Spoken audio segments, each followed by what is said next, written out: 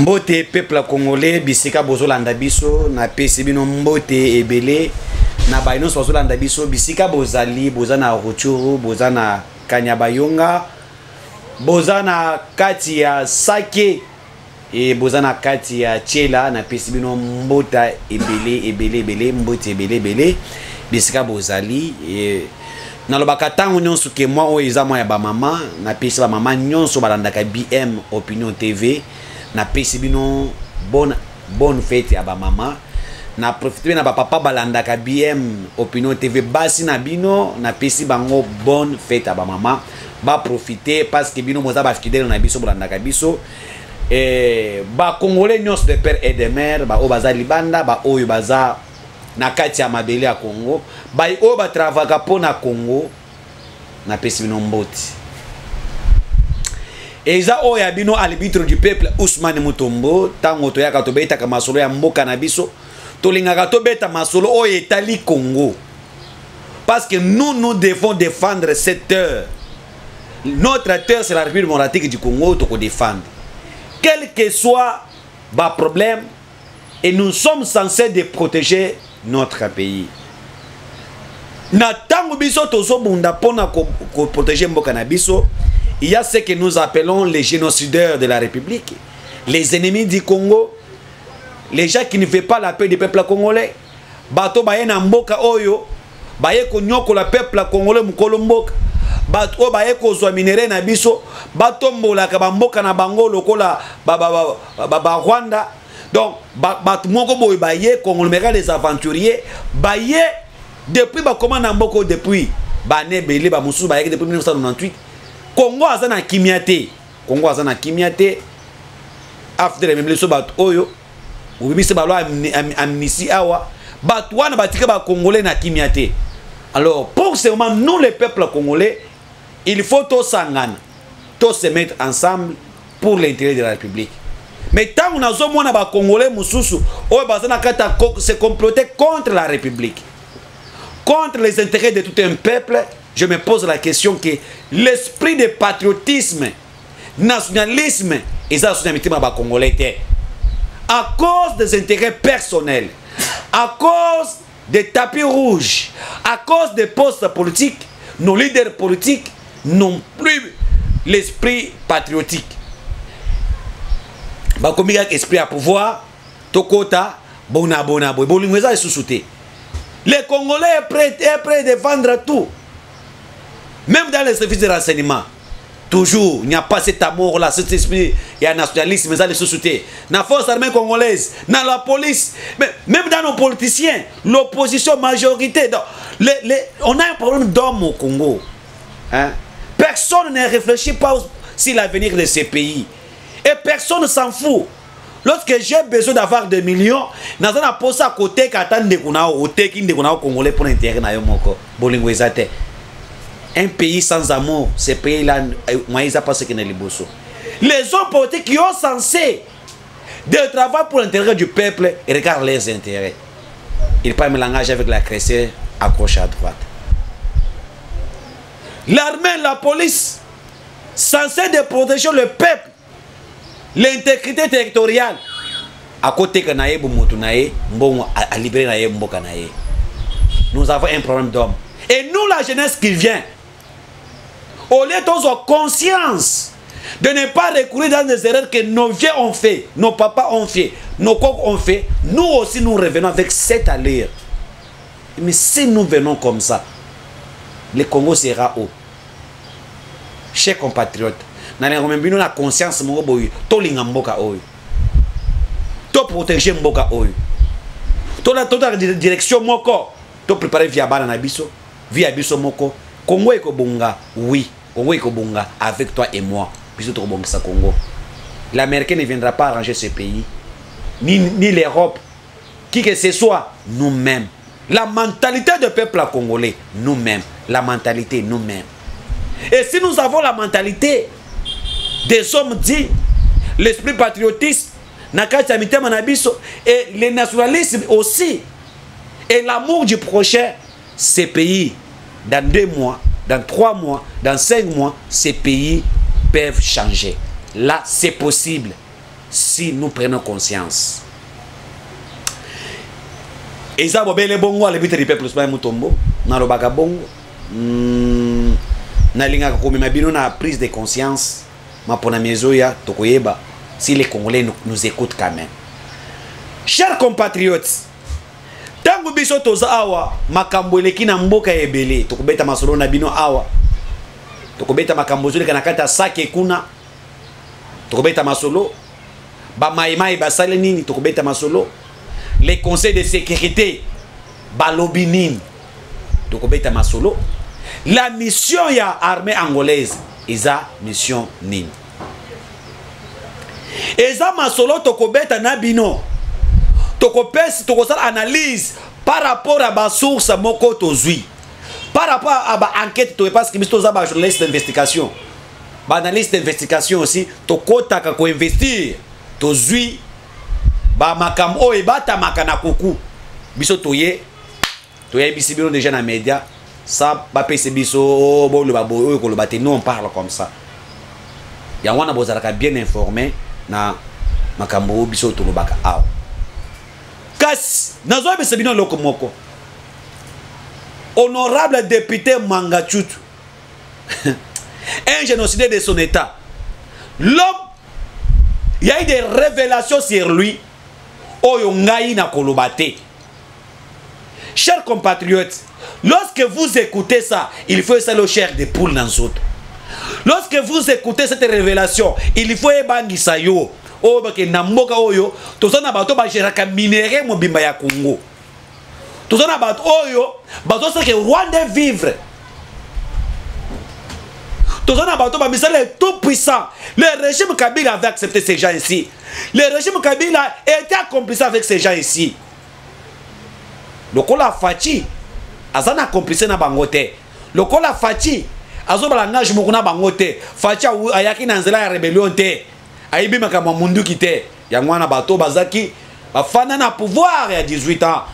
Bafana pona ko bebisa. Lelo Fachi misa wana mpoasa. Quelqu'un qui est le magnat des coltans congolais.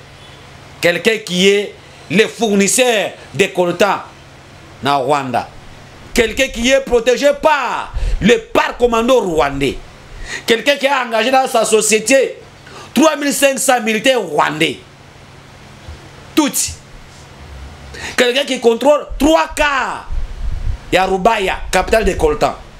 C'est M. Mangachutu. Chers compatriotes. Ces gens ici prennent notre argent pour nuire le peuple congolais. Hey, je sais c'est ça la yango. Ça, on ne peut pas accepter ça. Et lorsque je vous parle, des révélations commencent à sortir. Qui est Mangachutu? A Salani na Vinaye, à Utawapi. Et les gens ont besoin de savoir ces messieurs. Et nous avons un ingénieur Rabi. Après ces messieurs révélation, oh maître Joël Kitenge, na DG Stéphane Mbalamwange, bazo pense congolais révélation. Les choses cachées est révélées aujourd'hui. Oui, na ezananzembo na imba kanzembo moko na imba kango. Kalate tokoyeba bango. Misala na bango ekobima polele tokokanga bango. C'est ça. Misala bango mina polele. Bauta wapi, babatame wapi. Voici une image. Suivons d'abord cette vidéo. Mangachutu. Siégeant en procédure de flagrance, la haute cour militaire dans sa chambre présidée par le général de brigade, magistrat Kalala Kapouk Martin, a ouvert vendredi 3 mars 2023 les procès de l'affaire du député national Edouard Mangachutu Izi, élu du Nord Kivu et président d'un groupe parlementaire à l'Assemblée nationale. L'auditeur général, ministère public près la haute cour militaire qui l'a amené en cette procédure précitée, s'est fait le devoir, conformément à la loi, de présenter à la haute cour militaire les faits reprochés aux prévenus. On retiendra de l'organe poursuivant que le prévenu député national Mangachutu Edouard a été interpellé et arrêté par les services des renseignements le 1er mars 2023 après une perquisition faite en sa résidence de la Gombe à Kinshasa en présence de son épouse Umubera Mukabaranga Mangachutu. Plusieurs effets, tant militaires que autres, ont été découverts par les 10 services des renseignements. Parmi ces effets, on peut citer une boîte rouge contenant 42 munitions de 9 mm de GP, une gaine de revolvers GP, 2 matraques électriques, des ordinateurs portables, 11 clés USB, des cassettes audio et cassettes d'enregistrement, plusieurs téléphones, des caméras Sony HD et Canon, des dictaphones, un coffre-fort de la couleur bleue et plusieurs autres documents. À en croire l'organe accusateur, cette perquisition a été effectuée à la suite des informations reçues par les services des renseignements à partir du Nord Kivu. Les effets ci-haut énumérés sont constitutifs des infractions de trahison, atteinte à la sûreté de l'État, détention illégale d'armes et munitions de guerre, association des malfaiteurs, participation à un mouvement insurrectionnel et incitation des militaires à commettre des actes contraires au devoir ou à la discipline, a dit le ministère public. Au cours de cette audience introductive, la Haute Cour militaire a reçu les serments des 3 nouveaux juges assesseurs dans la composition et a procédé à l'identification du prévenu Mwanga Chuchu Edouard. Ce dernier est natif de Bichou. En tout cas, ce n'est que justice. Ouais. Ça, c'est une pêche miraculeuse. Que Fachi vient de le faire à l'image, qui pète dans la profondeur d'eau. Et on vient de frapper les gros lots. Les manias, on appelle ça en français les manias du coltan au Congo. Je ne préfère pas dire congolais, je préfère dire ça. Mania du coltan au Congo. Edouard Mwanga Chuchu. Yewana. Deuxième nom, écoute, Zalamoulaï, je ne préfère même pas entrer dans ça. Tout ce qu'on a Edouard Mwanga Chuchu. Pas dans la combo Moussou qui n'y a tout ça. Tout Sugi Kaka Plaswana. Le président fondateur, il y a CNDP. Membre cofondateur du RCD Goma Rwanda. Président d'honneur, il y a M23. Un M23D aujourd'hui. Il a beaucoup d'argent, ce monsieur. Il a acheté 3 quarts de Rubaya. 3 quarts de Rubaya. Lui appartient. Bon, évitez. Est-ce que ça dit place au monaki na image ou à liboso projecta kiwana? Oya tuk. Tono babu misamanduki. Vous êtes dans sa concession où se trouve la société SMB. Wana, tous les SMB sont ces noms. Société Mwanga Chuchu, Soki Business, Soki Nini, Mwana Mwanga Chuchu. Nebakuti Minduki Wana, na katia société. Laquelle de cette usine, avec, c'est-à-dire une société pas déjà clôturée, Babiro, non, avec des engins de dernière génération, usine. Il y a quoi extraire, il y a transformation à coltan pour regrouper dans kilo, dans groupe. Dans cette usine, la garde, toute la garde, ce n'est que l'armée rwandaise elle-même qui surveille la garde. Tous les travailleurs de l'usine, aucun civil, ce sont des militaires ou des travailleurs recrutés au Rwanda pour le besoin de la cause. Mwanga Chuchu est l'homme qui a rendu le Rwanda premier, qui a fait du Rwanda premier pays producteur du coltan. Le grand fournisseur. C'est le seul et le grand exportateur du coltan et il n'amène pas à l'étranger. Lui, tout ce qu'il exploite à Ruboya, il amène dans le pied de Kagame. Et c'est Kagame qui appelle les Émirats, les Sud-Coréens, le Chinois, le Français, les Américains, les Allemands viennent acheter au Rwanda, alors qu'à Rubaya, c'est la capitale mondiale du coltan. Rubaya, capitale mondiale du coltan, et Mwanga Chuchu a 3 quarts de Rubaya dans ses mains. Acheté dans Maboko à Ruberwa. Donc Ruberwa, Yango. Je vais vous expliquer le contexte quand je dis Maboko à Ruberwa. Vas-y, vas-y. Ça veut dire, oui, okay. Lorsque nous rentrons dans l'histoire, il y a Zaïre. Mwanga Chuchu, comme tous les autres rwandophones dans la région, se battait dans l'exploitation clandestine et artisanale de coltan.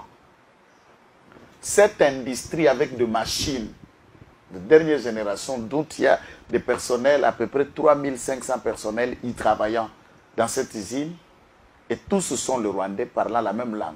Tous sont des Tutsis. A été mise en place en 98 lors de l'arrivée du RCD Goma. Et là, RCD Goma a pu gérer le Nord-Sud Kivu, une partie de la province de la Chopo, je crois, Kisangani et autres, pendant 4 ans, 98, 99, 2000, 2001. C'est début 2002 qu'on a commencé à rassembler pour créer le noyau de 1+4. Le gouvernement de la transition et une assemblée nationale et Sénat de la transition. Mais pendant cette période, rebelles se sont comportés en chef d'État là où ils étaient. Et c'est dans cette configuration d'Amisombela, place Wana chez eux. Lorsqu'on a créé en 2000, je crois, après 2003 pendant la transition, voté loi amnistie. Lui aussi comme sanguinaire, comme étant l'un des membres de l'entrée de l'AFDEL, un membre à RCD Goma, président à CNDP et autres, se retrouve à être amnistié de tous les crimes dissants qu'on lui reprochait en tant que chef rebelle. Puisque Mwangatchouchou n'est pas un enfant de cœur. C'est un Satan en chair et en os que vous êtes en train de voir dans cette image. C'est un démon, celui-là. Mwangatchouchou, c'est un Satan. C'est démon en miniature. Puisque c'est le cerveau, c'est l'architecte de toute power, c'est l'architecte de la balkanisation, celui. Et Dr Bizi Makaramouetou, les deux architectes, plus un cerveau en silence, Deogracias. Voilà le cerveau. Le Roubera et les autres, ce n'est que des pions qu'on le fait marcher. Il n'est pas le chef de Mwangatchouchou. Et il n'a pas l'argent de Mwangatchouchou. Roubera? Non. Aucun rwandophone n'a l'argent de Mwangatchouchou ici. Attends, mon côté. Aucun rwandophone n'a l'argent de Mwangatchouchou. Ok. Tolik. Mwangatchouchou a kabela kabund enveloppe à $500,000 et à cadeau. Atia kabira. 500 000 Kabunda zana makala. Aliambungo Mwangatchouchou l'argent du sang, du coltan à Roubaï. Kabund. La création est une sacrée. Dans l'achat de conscience. Et alors, Mwangatchouchou, dans toute cette façon de vouloir fonctionner, il y a des rapports. Même dans les rapports mapping et autres, le nom de Mwangatchouchou y figure aussi. Il a des partenaires belges, chinois, et ce sont les Chinois qui, les sociétés, pas les Chinois comme État, sociétés chinoises, et il faut soutenir aussi sud-coréenne de Huawei était partenaire de Mwangatchouchou. Puisque les Chinois qui fabriquent tous les appareils Huawei, c'est le géant d'abord téléphonie chinois qui s'est concurrencé aussi dans le niveau monde pour arriver près des autres téléphones que je ne vais pas m'adonner sur au PIB, tant Samsung qu'iPhone et tout ça. Huawei s'impose. Et Huawei a financé la mise en place de l'usine de Mwangatchouchou à Ruboya pendant le RCD Goma. Et c'est la plus grande usine de coltan au monde. Je dis bien au monde. Mais tout en étant privé. Cette matière, nous avons la réserve mondiale, 80% de la réserve mondiale au Congo. Du coltan. Le 20% de l'étiquette dans le monde entier. Nous seuls, on a 80% de cette matière. Et Mwangatchouchou contrôle? Et Mwangatchouchou contrôle la capitale, c'est-à-dire, sur le 80%, le 100% du réserve du coltan du Congo, 75 sont à Roubaïa. Et Mwangatchouchou contrôle les 75 pour lui seul comme individu. Mwangatchouchou, Edouard. Contrôle seul comme individu. Un député national sans complexe. Et à ce niveau, pour arriver à assurer sa sécurité, toute sa garde, ce sont des commandos des forces spéciales rwandais qui font sa sécurité et qui veillent sur la sécurité de l'usine. Ici à Kinshasa, on l'a présenté après une perquisition de l'auditorat du service de sécurité chez lui à la maison. C'est scandaleux, vous avez vu dans l'image, on a présenté ce qu'on a trouvé chez lui. Les coffres, on ne les a pas encore ouverts. Des balles, de munitions, des dossiers, de caméra sophistiquée on a été sur kazala na edem TV na kati ya ndako ba caméra ya minene lokola oyo et filmaka nini et ça la kanisco ba flash nyonso wana ba visualiser nanu te pour justice militaire akendaka méthodique ba visualiser nanu te peut-être kokuta ba secret nyonso kuna ba si ba établir ta ndenge ya peut-être ya koboma mokonzi to ya kosala nini on va découvrir tout ça là-bas. La justice sera-t-elle à la hauteur justice militaire? Papa na ye même vraiment dossier au tina souka. Soki na lobby bato belé ba koloba kitenga zalaka soda alobaka bongo puisque zalaka fan ya ba soda. Je vous dis au Congo, si nous avons encore un seul aspect de la justice qui fonctionne très bien, bon, pour ne pas exagérer, bien, c'est la justice militaire. Sérénité à procéder aux akuna. Mon frère, Naba soda so cause infraction terre. Ils sont là pour la prise de décision, mais lorsque balandeli mibeko balandeli on trouve qu'il n'y a rien. Batika kamutata infranté sans caution. C'est la seule justice on a dit Congo batika mutu sans caution. Ah bon, la justice militaire? Je vous l'ai dit, je regarde la caméra. Justice militaire. Ce qui est loco ezate, ata amende ezate sans caution. Non, nous vendons on t'a gardé comment puisque mandat d'arrêt provisoire ya ba civil et pas biso de la Mikolomi tano. Ba ko placer sous map pour 5 jours. Et ensuite, ba ko présenter la chambre de conseil pour régulariser, peut-être ba soumettre une ordonnance ya ODP ya mise en détention provisoire pour une durée ne pas excéder 15 jours. Au comment? Mais pas na bango le ministère public la justice militaire a le pouvoir ya ko placer sous map même pendant une année. Ce n'est pas possible. C'est la loi qui leur donne. Des procédures. Pendant une année. Et on a sunata enquête. Peut ba ko réunir ba élément contre yo. Ce qui ministère public ya bambi la ya chargé en audience papa. Attends to ya loka ba avocat pour longola ozoka penda pe motoki lokola avocat. Mon gars tu va charger déjà 20 ans ndambu de prison. Wala ndambu. Wala réquisitoire. Cour ekati nante. À quoi est-ce noté? Il semble que va continuer le puisque va visualiser babilo ko nyoso ba saisir. Faut ba yebezani, yende faut expliquer. Ça que loko exploser la carte à cour. Pour manga tout ko faire confiance.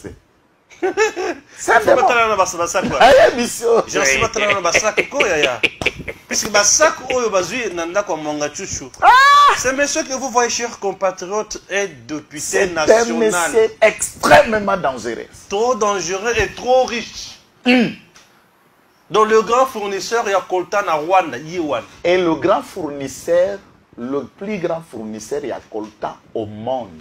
Je te l'ai dit, personne n'est un plus grand fournisseur à Coltan au monde que Mwanga Chuchu. Oui, bien, côté. Tanga, notre banate fait biso to na kisasa e, bandeko na biso balinga edem bana poto. Ba mama batata ya poto. Lequel trafiquant ya coltan na monde ou aleki Mwanga Chuchu kombone nani? Na ebi na ngai teo. C'est lui. Et il se cache kaka ndongo zomo na katiti moko ndire mutu ampiaka. Lokuta faut sembler wana nzoto amboroko. C'est Mwanga Chuchu qui a fait de Kagame ou du Rwanda, pays riche en coltan et premier pays producteur à coltan, tout ce qu'il exploite dans cette société, il dépose au Rwanda. Comment il y a commis benga congolais et tu travailles pour la prospérité de l'ennemi du Congo? Député national. Il y a Congo qui doit enrichir le Rwanda. Wana Bolandi analyse détaillée. Il y a analyste politique. Ndeko Stéphane Malamwange na analyste politique Maître Kitenge Joël. Et est-ce que les Congolais on peut être content déjà de telles personnes? Mwanga Chuchu Oyo azo mérité pendaison, azo mérité condamnation à mort. Bakati katie mike et Batumbiye. Oh, tous les rébellions qui ont été à l'Est, Mwanga Chuchu, fondateur à CNDP. Rébellion, hein? Bakata Bato Machette, Mwanga Chuchu, cofondateur, il y a RCD comme. Mwanga Chuchu, le président d'honneur, de M23-1, de M23-D. Oh là là là là là là là. J'ai eu d'autres révélations. Comme il dit, Mwanga Chuchu, c'est lui qui est les membres de... le patron aussi de ADF Nalou. C'est lui qui les finance. Maman Nangaye, Maman Nangaye. Tous les morts qui se passent à l'est là-bas. Le monsieur ici, Mwanga Chuchu, est à la base de tous ces morts. Zambe Nangaye.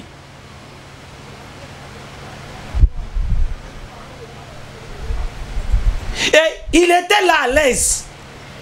Les rapports mapping, je suis allé chercher les rapports mapping.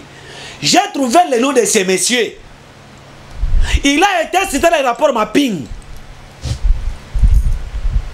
Chers compatriotes. Et quand je vois aujourd'hui, certains députés de l'Est ne parlent pas. Il y a quelqu'un qui m'a informé, lorsque Mbosso Kodja a lobby naeke a dénoncé tous les députés au besoin alimentaire rébellion à l'est du Congo, Mwanga Chuchu a kenda ko kebisa Mbosso a bisie soki o meki koloba okozalate. Et d'autres disent abimisa pe musoro pona corrompre Mbosso abimisa ba député wana te parce que azalaki na liste wana. Ça, c'est d'autres sources. Il aurait proposé Mbosso. Ils ne sont pour que Mbosso kanga mono. Yangwana zo tourne. Yangwana Mbosso atangela biso ba député wana te. Est-ce que Zwaki Mwanga Chuchu pour attendre ba député ou bazo alimenter pour à l'est? Mwanga Chuchu est cité même dans l'alimentation ba Codeco. Mwanga Chuchu. C'est lui qui est le fournisseur de munitions. Na ba Codeco. Chers compatriotes. Et quand je vois certains leaders de l'Est, Bakani Mounoko, j'ai compris maintenant pourquoi. Parce qu'il est Mwanga Chuchu est tout puissant, intouchable ce métier-là. Et certains commencent à demander Batika Mwanga Chuchu. Batika est sur base de quoi? Quand je vous dis Azo Senganaye de Nani Batika est à une soins de santé. Chers compatriotes, Azo Beila, chers compatriotes, Moutaboui. Tokolande la dossier ya tata oyo Mobumi oyo justice militaire balengi sabinoté. Nous avons les informations, il y a la menace. La raison pour laquelle Moniba l'Union européenne Moniba Conseil de sécurité na coulisse on demande à Félix Tshisekedi de relâcher ces messieurs là parce qu'il est leur force. Ça menangai. Tokosuka wapi? Tokosuka wapi?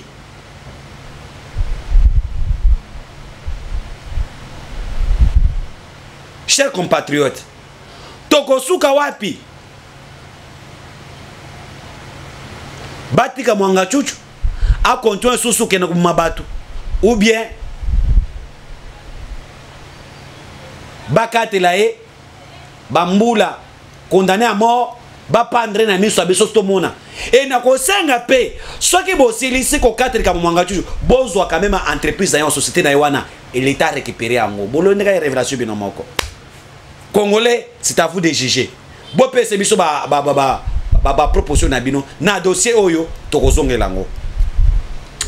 Chers compatriotes, les conseils de sécurité baye ao. Je voulais vous amener une chose. Macron a eu. Vous avez suivi le langage de Macron.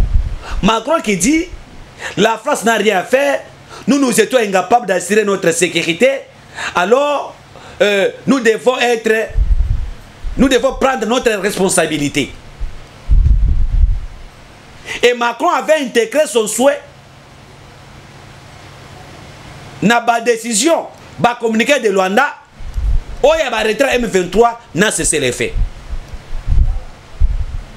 Macron a lobby awa, Bolandier, quel que soit, il a été humilié par Félix Tshisekedi Tshilombo. Macron n'était plus lui. Tous les chaînes du monde, on critique Macron. Même en Afrique, les gens, beaucoup de présidents, Bazo comme Issa Félix, va le dire oui, à regarder Macron, Lengue et Longobani. Après départ à Macron, est-ce que les M23 ont respecté les cessez-le-feu Tchichem?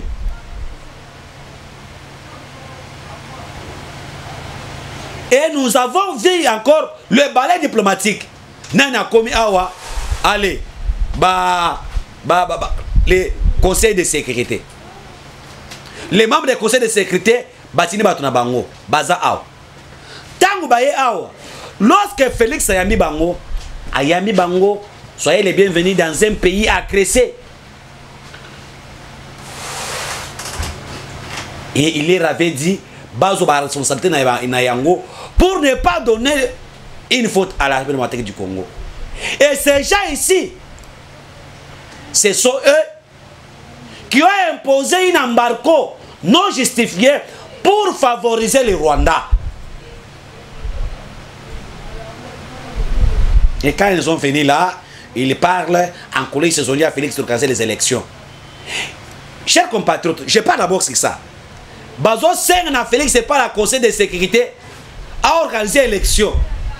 Alors ce qui se passe au Congo n'est pas différent de ce qui se passe à l'Ukraine. L'Ukraine est agressée et ils ont dit de ne pas organiser les élections, de chercher d'abord la paix. Mais ce qui se passe au Congo, 5 millions de déplacés, plusieurs morts, ça ne dit absolument rien. J'ai vu à l'Ukraine et l'opposition et la majorité se mettent ensemble pour trouver la paix. Et c'est le même conseil de sécurité qui ne fait pas la pression à l'Ukraine pour ne pas organiser l'élection. Mais il vient ici, même cas, il fait la pression pour organiser les élections. Qu'est-ce qui se cache derrière tout ça? Parce qu'ils ont compris une chose, qu'à lire où vont les choses, Félix Tshisekedi n'est plus ensemble avec eux, parce que la population congolaise l'exige le départ. Il y a besoin de tout ça n'a reçu. Ils ont compris que Bakoko perdre la Congo. Vima Kamden ils ont kende mascarade. Baye ko masquer peuple congolais. Baye ko masquer biso parce que bayoki que Congolais azoloba les conseils des Nations Unies, il faut pas s'acheter sur les Rwanda. Congolais azoloba les conseils des Nations Unies, il faut pas côté le Cambodge. Le Congolais bazoloba bongo ale bango baye pona ko kitisa température. Ya Congolais ndenge si mati makasi bo température et mati na niveau ma osakanate. C'est ça leur plan. Ah, vous comprenez? C'est le plan des ennemis du peuple. Bayakola les sabiso parce que déjà que non, Congolais a l'embi biso. Et lorsque bato bakekutanana bakutani na Christophe Mboso, mais ils ont Mboso biso clair. Ceux qui boboy ko na secours na biso, nous allons tourner les dos parce que ça on en a marre. Et le message de Mboso était clair face à eux. Et ils sont allés à Goma. Et vous avez écouté ce qu'ils ont dit à Goma. Il reconnaît quand même que le Rwanda est là. Et l'agresseur, tous les signaux montrent. Donc, l'agression rwandaise est là. Et enfin, il demande, il va nous imposer un dialogue avec l'agresseur. Chers compatriotes, je dis dans le Conseil de sécurité, les États-Unis ne négocient pas avec un terroriste.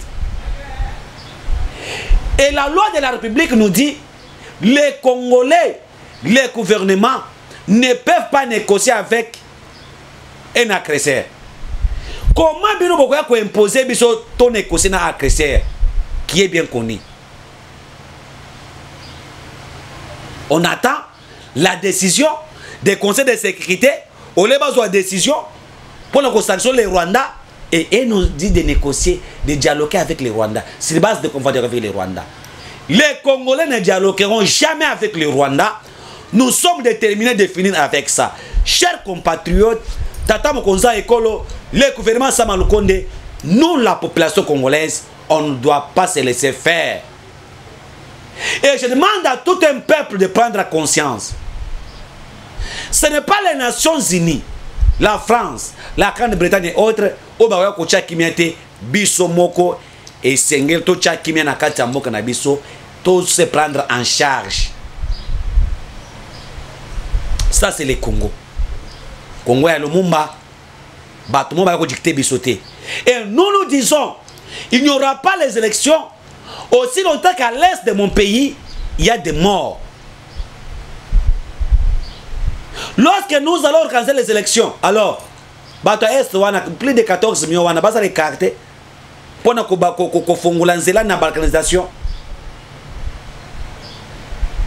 Nous avons la population congolaise. C'est pour la première fois. Nous demandons la maturité de l'opposition congolaise de se mettre ensemble pour combattre d'abord l'agression et finir avec cette agression. Kocha Kimia, après Kimia, et quoi que ce soit l'élection, c'est possible. C'est possible, chers compatriotes. Si nous avons cet amour-là, c'est possible. Et je suis étonné. Ole Katoumi Moïse a signé dans les Nations Unies, basa l'évaluation de ce qui se passe à l'Est sur l'agression rwandaise, une évaluation sincère et condamnée. Non, Katoumi sort aujourd'hui ce matin dit, nous demandons aux États-Unis de faire l'évaluation des processus électoraux en RDC, une évaluation profonde.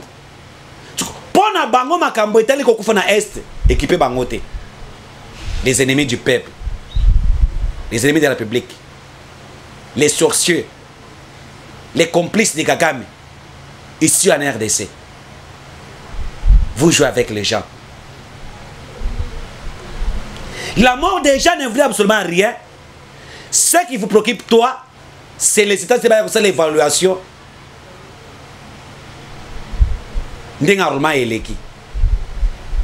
C'est nous qui est le peuple. On est tue avec vos complices. Vous êtes complices. Et Katumbi est capable d'acheter même les mitema yabato. Katumbi que vous voyez là. Bon, écoutez, Alinga paye Asuma Motema Christian de Sakweni a proposé un bon ebele pour saboter l'action du chef de l'État. Pour na baby si mange à chef de l'État. C'est Katumbi, non? Katumbi a saboté Christian a proposé Christian Lissakwenu. A proposé $50 000 à Foutakaye par mois avec l'émission Christian Lissakwenu en nuire l'action du chef de l'État. Alors, ma belle a Fachi. Donc, à Bébissa, parce qu'il y a Top Congo, ils ont parmi les chaînes où ils ont suivi partout. Ils ont presque suivi presque na Congo. Banouille. Malheureusement, la vérité est macaque. Un Jida tout fait. Un Jida tout fait, mais c'est Katumbi que vous voyez. On va rester avec de telles personnes au Congo. Les gens qui ne veulent pas qu'on parle du bien du Congo. Tout ça, c'est un journaliste de Moussou, bateka mitema na bango likolo ambong. Bateka mitema na bango likolo ambong. Chers compatriotes, nous devons dire la vérité. Bajournaliste bateka mitema, bateka milimu na bango pona mbong. Bateka milimu na bango et pas Katumbi pona mbong. Et ça, on ne doit pas l'accepter. Et ça, nous devons rester très catégoriquement face à ce genre de personnes qui se prétendent être candidats de la République, président de la République.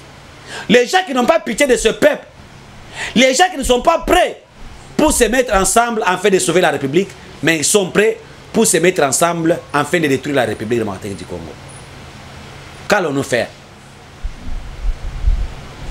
Est-ce que nous allons accepter d'aller aux élections dans des conditions que nous sommes peuple congolais? Bato est on a besoin de Congolais. Quand on les tue, ce ne sont pas les Congolais. Et Tokolande le dossier en gros, qu'est-ce que nous devons faire?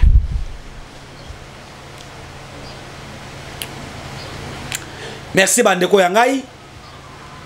Nous allons continuer à Masolo Nabiso et puis information Isa Ebele. Au niveau des saké, nos forces armées congolaises ont donné une leçon, encore une leçon. Plus de 285 militaires de M23 bakoyaki depuis mokolo dimanche. Betumezalaki depuis samedi. Donc on m'appelle dimanche. Plus, quand je vous dis il y a des morts, des avions de chasse Sukhoi 25 étaient en Bazaki Likolo, hélicoptère de guerre à Zalaki Likolo, on a éloigné les dangers nasté de Sake. Ba poussi bango, quand je vous dis na Mweso, l'armée a récupéré Mweso, a poussi bango Musika, na Kirima Kuna, ba poussani Musika, et colonne de Sake est contrôlée par notre armée. Ba poussi bango Musika Makasi. Et quand je vous dis, vu le nombre de morts que l'armée rwandaise a constaté dans Batounaye, il s'est dit non, il commence à se retirer. Tala. Ce sont des frappes qui dérangent. Et quand nous parlons ici, nos forces armées congolaises, côté Yassaki, matina puissance mouwa kosakanate, ils sont en train de travailler pour mettre fin à Makambo. Ils se laisser faire et ils vont continuer à combattre l'ennemi jusqu'à la fin. Makambo a cessé le fait qu'on y mangote. Nous allons maintenant avancer avec l'ennemi. Nous allons détruire cet ennemi. Et ce qui est important, c'est quoi? La décision vient de tomber.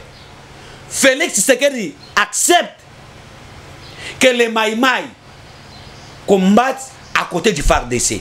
Bravo. Bravo au chef de l'État.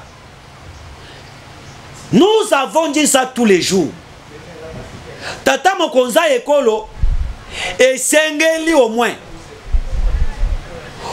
On dit que ba Maïmaï oyo, ba force autodéfense oyo, ba appuyer FARDC na biso.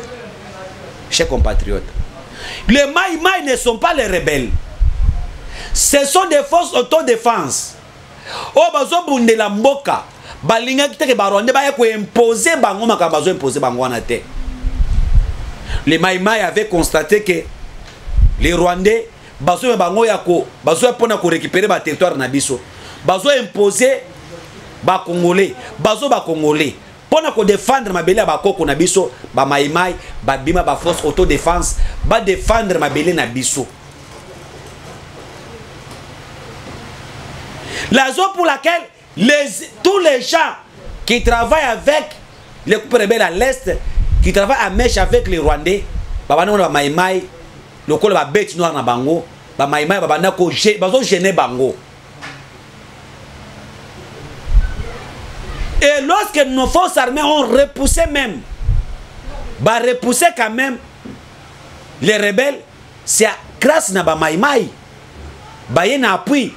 Les Maïmaï passent dans le mode opérateur na bango, bango ba bona ko faire des CT, ba bona ba norme wana te o area ko bonda ngo ekoki, to tika ko bonda, to pema te. Bango ko suka boye azana robaya. Osuka boye azana kati ya robaya akoti kuna. Osuka boye azana kati ya Sud Kivu akoti kuna. Et ba Maïmaï nde bango wana. Ba yebi ndenge ko bundela mboka. Et les ennemis de la République, ba bano ko tout fait batouane. Ba Maïmaï ba bundaka na ba kisi. Ogosuka boye ye wana seja na Sud Kivu. Si akolega yo a comprendre te. Bango nde ba yebi ba mode opératoire ya ba Rwandais. Bango nde ba yebi mode opératoire ba Rwandais. Quand je vous dis na Rwanda, il y a des réunions. Paul Kagame a appelé le chef de Maïmaï. À YBC, ils ont proposé 500 000 $ pour battre le bango plan, en fait que bango va conquérir le territoire RDC à Boyi. À Boyi.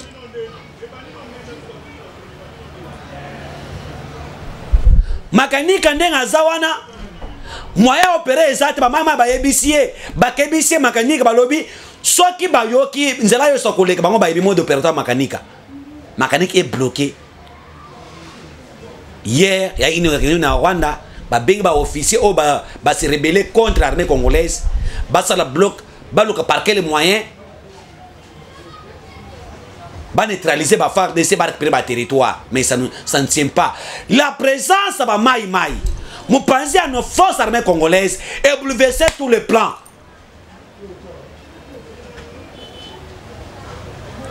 Et Tata Mokonza il faut la comprendre à Bisso. A to ko senga ba mettre ba moyen na ba Mai Mai, ba pesa ba ba moyen, ba matériel. Bato bazo biso Mokonza moko bato wana bazabo na bazo kosa parce que babi que les Mai Mai sur terrain baza prêt ko kota tina Rwanda balobi ba ko récupérer le territoire rwandais dans quelques semaines balobi bango pe bazo kota pe na territoire ya Rwanda bato ba massacre to biso ko bandenge moko siko. Les Mai Mai sont déterminés de finir avec la création rwandaise baza prêt kota tina nda ko Kagame ko barrer. Félix Tshisekedi coup de chapeau vraiment.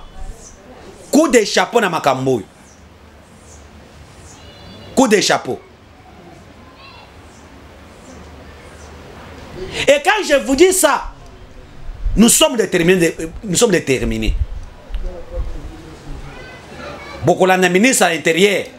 Alors tous les Congolais vont après. Il y a Kosima Munduki. Kokene ko munda pona ekolo. Oui, on doit les identifier bango, bako reconnaître bango, bako pesa makoki après ko gagner bitumba, bako zonga na vie na bango social. Les Mai Mai intègrent l'armée congolaise. Les Mai Mai bako bunda mopanzi ya FARDC pour la victoire. Ba Mai Mai bakay musika, balo bango bako ko sécuriser tous les bureaux de vote de l'Est.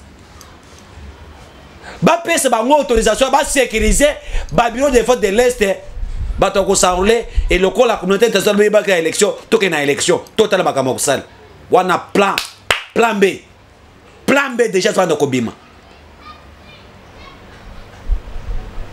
Et les gens qui pensent que l'Est sera divisé bayoki soni, et nous sommes déterminés d'aller loin, nous sommes déterminés de travailler pour mettre fin na batouana. Et coup de chapeau na détermination ya ba Mai Mai o baza déterminé pour appuyer nos forces armées congolaises, pour appuyer les FARDC, pour kosilisa ngo yango na boyoki lobby les Mai Mai baza ki pe na terrain bakati ba M23 mitu nzambe na ngai pardon bakati bango mitu kaka parce que ba pekisaka biso ko la kisabino ba image ya bongo na zana yango mwana la kisabino ezate. Bakati bango mitu akosakana te.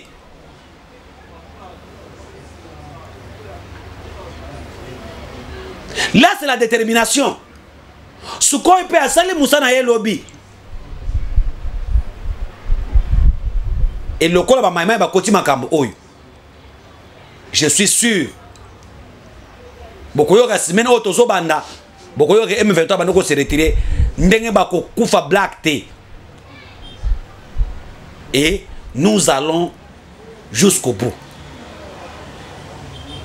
Nous allons jusqu'au bout. Parce que Bitumba Oya Est est commune à niveau Moussous. La dimension de la guerre de l'Est est commune à niveau Moussous. Chers compatriotes, nous devons aimer ce pays.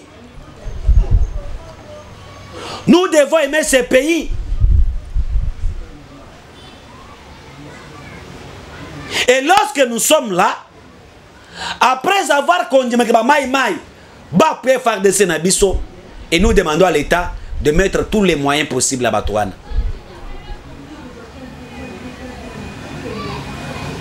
Mai Mai comment tu rebelle parce que soda la LAC bazu ba rebelle M23 bala sango bilamba teni na bango pona baya na bazono bango bazali na FARDC pona bango ba étudiaka tous les plans ba communiquaka kuna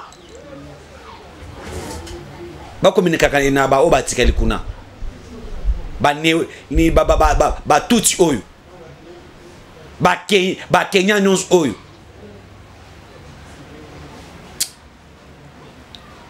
Tout ça est pour que le peuple congolais bazaka na kolela. l'EAC eza lokola soso moko afandeli maki alinga bota l'EAC ozomona wana basoda l'EAC wana eza lokola soso efandeli maki alinga bota. Est-ce que les Congolais ont encore besoin de ça? Est-ce que les Congolais bakone biloko abongo yango no moni ba maimai baye bakomona bango bamonaka bozui un Rwandais bolese bateni na bateni l'EAC bango bakomona oh un généraux aza traître bango bakomona bakobare. Tous les généraux traîtres seront tués par les maimai. Makanika akotambu les sous-soutés. Leur plat est connu maintenant. Et maintenant, nous disons maintenant que les autres groupes rebelles, autres groupes autodéfense, bali ba intégrer pe armée, ba intégrer armée na biso, ba intégrer tout que nous komona ba rebelle. C'est ça notre souhait. C'est ça notre souhait de défendre la nation. Ngai pe fona kendi. Ngape fona zope mundu kina kende nakende ko bonda na este pona ko sesa kimia ngape na ko kende ngana za vrai mai ngape na za vrai mai conséquence mona ngana téléphone na mbala moko na bimi na téléphone na ona bimi nanda ko naona télévision na mona bimi vrai mai. Et c'est ça ce que les peuples congolais ont besoin. Chers compatriotes, to komina suka na émission na biso. Mais là, on a besoin de question moko. L'arrivée à des militaires angolais, bazoya pona kosala nini? Toyoki ba mosusu ba lobby, bazoya pona ko appuyer M23 na bazone M23 ezali, baza na bazone wana. Ba mosusu lobby te bazoya pona ko appuyer le FARDC, baza lokola force moko d'appui na sima na bango. Est-ce que ekosim? Est-ce que les forces angolaises soki baye na mabele na bisu ndenge bazoya wana ba combattre M23? Est-ce que les forces armées angolaises ba combattre bango? Là, c'est la question qui reste à se poser. Et voilà, nous viendrons décortiquer avec vous dans la deuxième partie de cette émission la mission ya force armée angolaise et Zanini. Qu'est-ce qu'on peut attendre de cette force armée congolaise? Et avant Bangobaya, qu'est-ce qui était dit entre Félix Tshisekedi Tshilombo na émissaire et à Lorenzo qui était ici dans notre terre? Voilà peuple congolais. Tokomina souka, mais tous les sebinoka qui tous à la très vigilant. Très vigilant. Nous avons mobilisé les Congolais, des pères et des mères, Bobengangai, tous ces enregistrés. Donc, ça la marche dans tous les ambassadeurs. Il y a 15 membres. Il y a Nations Unies pour nous réclamer que le peuple congolais base à la Kimia. Merci beaucoup.